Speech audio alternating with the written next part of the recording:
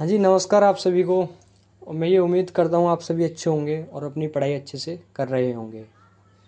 ठीक है, तो दोस्तों स्वागत है, अभिनंदन है, वेलकम है आपका हमारे इस प्यारे से यूट्यूब चैनल पे जिसका नाम है पीके इंस्पिरेशन। दोस्तों, आज हम आपके साथ क्लास 12th की फ़िज़िक्स का एक बहुत ही महत्वपूर्ण और प्यारा टॉपिक आप लोगों के साथ डिस्कस करने जा रहे हैं। और मैं ये उम्मीद करता हूँ अब आप इस वीडियो को एंड तक देखेंगे तो ये टॉपिक आपको 100% एक ही बार में समझ में आएगा, ये मेरी गारंटी है आपसे।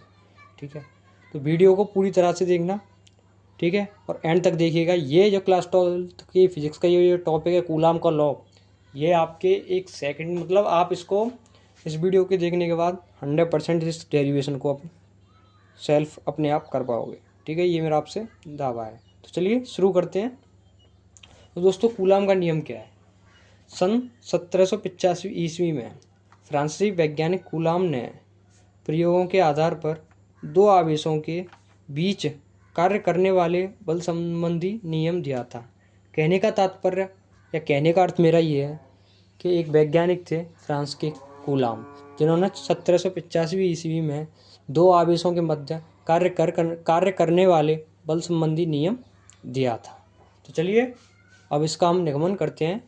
ये तो रही वैज्ञानिक के बारे में बात, और उन्होंने क्या कहाँ के रहने वाले थे, किस पे अपनी यह थ्योरी दी थी। ठीक है, अब हम इसका निगमन करने जा रहे हैं। तो इस यहाँ पे कृपया ध्यान से देखना और समझने की कोशिश करना। ठीक है, जो मैं आपको समझा रहा हूँ। इस नियम के अनुसार किन्हीं दो आवेशों के मध्य लगने वाला आकर्षण अथवा प्रतिकर्षण बल दोनों आवेशों की मात्राओं के गुणनफल के अनुक्रमानुपाती तथा उनके बीच की दूरी के व्युत्क्रमानुपाती होता है। मेरे कहने का मतलब ये है दोस्तों, अब हम डेरिवेशन सॉल्व करने जा रहे हैं। ठीक है, प्रूव करने जा रहे हैं, तो कृपया ध्यान से देखना।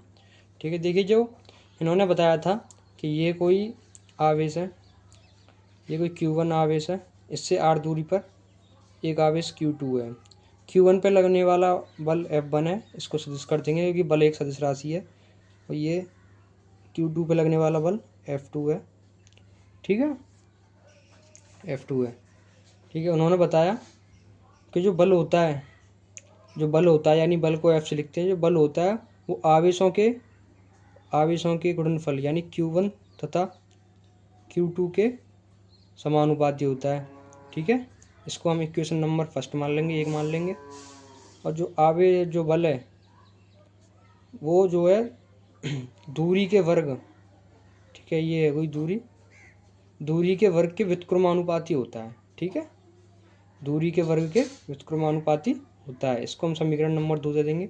अब समीकरण 1 व 2 को जोड़ने पर, ठीक है दोस्तों, समीकरण 1 व 2 को जोड़ने पर F प्रोपोर्शनल Q1 Q2 बट्टे R² हो जाएगा जब हम इनको जोड़ेंगे। ठीक है, इतना समझ में आया आपको, मैं उम्मीद करता हूँ। जब हम देखो दोस्तों, जब हम इस प्रोपोर्शनल के साइन को हटाएंगे यानी तो एक वैल्यू आएगी जिसको कांस्टेंट यानी K बोलते हैं। K = F = K Q1 Q2 upon R²। ठीक है, तो दोस्तों ये हमने प्रोपोर्शनल का साइन हटाया यहाँ से, तो बराबर लेने के लिए एक वैल्यू आती है कांस्टेंट, ये आपको पता होगी K आया है, प्रयोगों के आधार पर जो K निकल के आया है। ठीक है, अब इस K का जो मान है प्रयोगों के आधार पर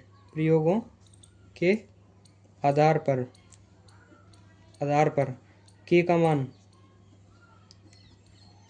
1/4 πε0, ऐसे नहीं 1/4 πε0 निकल के आया है। ठीक है दोस्तों, इसकी जो वैल्यू होती है ना 9 × 10⁹ होती है इसकी जो वैल्यू है। ठीक है, देखो फिर ये क्या हो जाए, K की जगह पर हम इस मान को रख देंगे जो वैल्यू निकल के आई है, तो F प्रोपोर्शनल 1/4 πε0 Q1 Q2 बट्टे R² हो जाएगा।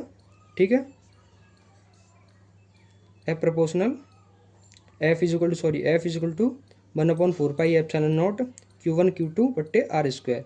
ये दोस्तों आपके कूलाम के नियम का सत्यापन हो गया। इसका मात्रक हो जाएगा न्यूटन। न्यूटन। ठीक है दोस्तों, मैं उम्मीद करता हूँ आपको ये समझ में आया होगा। अब इस राइटिंग को, ये तो मैंने आपको समझाने के लिए समझाया, बट हम इसी चीज़ को अच्छे से लिखा है हमने इस दूसरी नोटबुक में। ठीक है ना। अब आपको इतना समझ में आया होगा मैंने कैसे क्या किया। बस वही चीज़ है। देखिए हमने क्या किया, हमने ये दो आवेश मानिए Q1 तथा Q2, इनके बीच की दूरी R है। Q1 पे लगने वाला बल F1 है और Q2 पे आवेश दूसरे पर लगने वाला बल F2 है। इनके बीच की दूरी R है। ठीक है। तो कूलाम के नियम से, कूलाम का नियम क्या कहता है, जो बल होता है वो आवेश के गुणनफल के समानुपाती और उनकी बीच की दूरी के वर्ग के व्युत्क्रमानुपाती। ठीक है। इसको समीकरण 1 दिया हमने, इसको समीकरण 2 दिया हमने। ठीक है। अब इन दोनों समीकरण को जोड़ने पर वैल्यू क्या निकल के आई, F प्रोपोर्शनल Q1 Q2 बट्टे R स्क्वायर। ठीक है दोस्तों। अब जब हम प्रोपोर्शनल का साइन हटाएंगे तो एक वैल्यू आ जाएगी K, जो कांस्टेंट है। तो F is equal to K Q1 Q2 बट्टे R स्क्वायर आ जाएगा। ठीक है। प्रयोगों के आधार पर K का मान 1/4πε0 आया निकल के। ठीक है। अब इस पूरे की वैल्यू जब न्यूमेरिकल करते हो आप लोग तो इतनी रखते हो, 9 × 10⁻9 होती है इस पूरे की, 1/4πε0 की जो वैल्यू होती है। ठीक है। इतनी होती है 9 × 10⁻9। ठीक है। तो दोस्तों हमें अब इसको फाइनल जो फार्मूला निकल के आता है वो F is equal to 1/4πε0 into Q1 Q2 बट्टे R स्क्वायर। ठीक है। बल का मात्रक न्यूटन होता है। तो मैं ये उम्मीद करता हूँ आपको समझ में आया होगा जो मैं आपको समझाना चाहता हूँ कूलाम का नियम। अगर वीडियो पसंद आई तो दोस्तों लाइक करिएगा। अगर आप नए हो तो हमारे इस चैनल को ज़रूर सब्सक्राइब करिएगा।